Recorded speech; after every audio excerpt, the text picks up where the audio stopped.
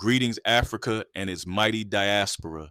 From the streets of Chicago to the streets of Johannesburg, from the streets of Houston to the streets of Harare, this is the X-Man coming straight at you, 10 toes down, hoodie pulled tight, and my heart's locked in. Word up, family. Today, we ain't talking entertainment, we ain't talking gossip, and we sure as hell ain't talking about what's trending on TikTok. Nah, today we're breaking down what just went down in Madagascar, a summit that dropped a geopolitical bombshell on the whole world.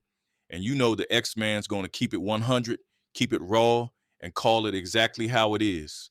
Now, listen close because this ain't just another African meeting with photo ops and tired speeches. This was Southern Africa looking the West dead in the eye and saying, we ain't bowing no more, we ain't begging, we're building our own. That's right. From South Africa to Botswana, from Zimbabwe to Madagascar, the SADC bloc came together and declared they're done playing by rules written in Washington, London, and Paris. And what they said shook the whole damn room. They didn't just call for reform, they called for a whole new world order, parallel institutions, brothers and sisters, a new system of finance, trade, and governance that doesn't answer to the UN, the IMF, or the World Bank. And the West? Oh, they're sweating bullets right now. Think about it. Africa has been the playground of the West for centuries. Colonization, slavery, neo-colonial deals, sanctions, all tools to keep Africa down, divided, and dependent. And now, in Antananarivo, the leader stood up and said, enough is enough. You could feel it in the speeches. You could hear it in the fire of President Dumaboko of Botswana when he said, Africa has fallen into a trap of self-loathing, refusing to trade with each other, failing to recognize our own worth. But now, he said, we are at an inflection point. We must hold each other's hands, lean on each other, and break down the barriers that keep us apart. That ain't just rhetoric. That's a declaration of war against dependency. That's a call for unity, for sovereignty, for an Africa that doesn't wait for handouts, but feeds itself, powers itself, and defends itself. Family, this is the kind of language that would make Kwame Nkrumah smile in his grave, that would make Thomas Sankara nod in approval, that would make Patrice Lumumba rise from the soil of the Congo with pride. And let's be real, the West hates this. France, America, Britain, they don't want to see a united Africa. They prefer the Africa of corruption, of puppet leaders, of divisions. They prefer Paul Biya in Cameroon, 92 years old and still being a stooge. They prefer Alassane Ouattara in Ivory Coast, selling out his people for a drone base. They prefer leaders who beg for aid while shipping gold, cobalt, and oil to Europe and America. But in Madagascar, the tone was different. It was bold. It was unapologetic. One of the most powerful declarations came when the leader said they're done with unilateral sanctions. Let me break it down. Sanctions ain't nothing but modern warfare dressed up in a suit. When the West can't bomb you, they starve you. They block your banks. They cut off your trade. They strangle your currency. That's what they did to Zimbabwe, to Iran, to Cuba, to Venezuela, and now they're trying it with Niger and Burkina Faso. But Africa is learning, and they're saying, we see through your game. The leaders pledged to bypass the US dollar and build regional financial systems that work outside of Western control. That, my people, is revolutionary. Now, let me ask you this. What happens when African nations stop clearing trade through the dollar? What happens when we sell our oil in our own currencies, when we buy each other's goods directly, when we build an African clearing system that makes the IMF irrelevant? The West loses its grip. That's why they're panicking. That's why CNN, BBC, and Bloomberg will cover this summit like it's some random African talk shop, but deep inside they're terrified. And don't get it twisted. This ain't just about economics. This is about power. This is about building infrastructure, about silencing the guns with African-led peace missions, about using our natural resources for our people instead of letting Europe loot it. At the summit, Leaders spoke about building roads, digital corridors, border posts, and regional logistics hubs. That might sound boring, but let me translate. Infrastructure is independence. If you can't move your goods, if you can't power your factories, if you can't feed your people, then you're always a beggar. Africa is saying we are done being beggars. And let me stop right here to talk about the backbone of Africa, the youth and the women. 60% of this continent is under 25. That means the average African is younger than the average TikTok influencer.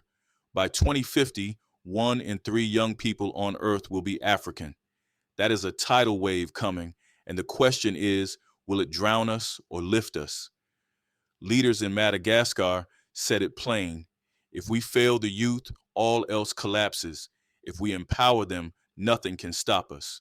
And women, for centuries, African women carried this continent from the farms to the markets to the homes. They survived colonialism, slavery, and IMF policies, often invisible but always essential. And now the leaders are saying they must be central, not sidelined. That's not charity, that's strategy, because a continent that sidelines half its people is a continent committing suicide. And don't think the diaspora was left out. Over 200 million of us live outside the continent, in the Americas, in Europe, and the Caribbean. And the message from Madagascar was clear. Diaspora, we need you, not in some romantic back to Africa fantasy, but in practical terms. Use your influence in politics, in finance, in tech, in media to back Africa's revolution. That's the playbook, family. If you're in Chicago, in Kingston, in London, in Paris, your role matters. Lobby against unfair trade deals. Challenge the lies in Western media. Invest in African startups. Share the truth. Because Africa can resist sanctions, Africa can resist bombs, but Africa cannot win if Africans themselves stay divided.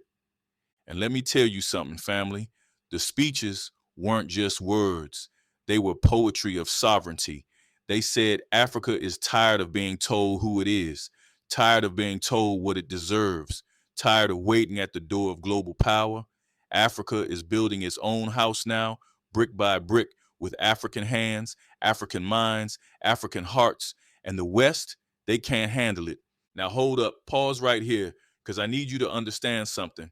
This ain't entertainment. This ain't Netflix. This ain't TikTok. This is Africa's revolution, and Africa needs all hands on deck. If this message is hitting your chest like a drum, like it should be, then smash that like button. Subscribe to this channel right now. Share this video with urgency with your mama, your pops, your uncles, aunties, and cousins. Share it in your WhatsApp groups, your Twitter feeds, your Facebook pages. Share it like your life depends on it, because it does. This is how you get involved in the revolution. This is how you fight without holding a gun. The algorithm ain't going to spread this message for us. We got to do it ourselves. Now let's keep going. The summit also emphasized African solutions to African problems. And that phrase right there is dynamite. For too long, every African crisis has been met with prescriptions written in Washington, Paris, or Brussels. Whether it's debt restructuring, security interventions, or agricultural policies, the West always swoops in with their solutions. But what do they bring? Dependency, debt, destabilization. Look at the Sahel. Western military interventions failed, period. Instead of peace, they entrenched instability. Now, African nations are creating their own security alliances, their own regional defense mechanisms. That's ownership, that's sovereignty. And let's talk agriculture. Donor-driven mega projects often fail, but indigenous crops, community seed banks, women-led cooperatives, they're working, they're feeding people. The message from Madagascar was simple. Africa doesn't need imported blueprints. Africa already has the talent, the ideas, and the resilience. What we need are systems that allow us to flourish.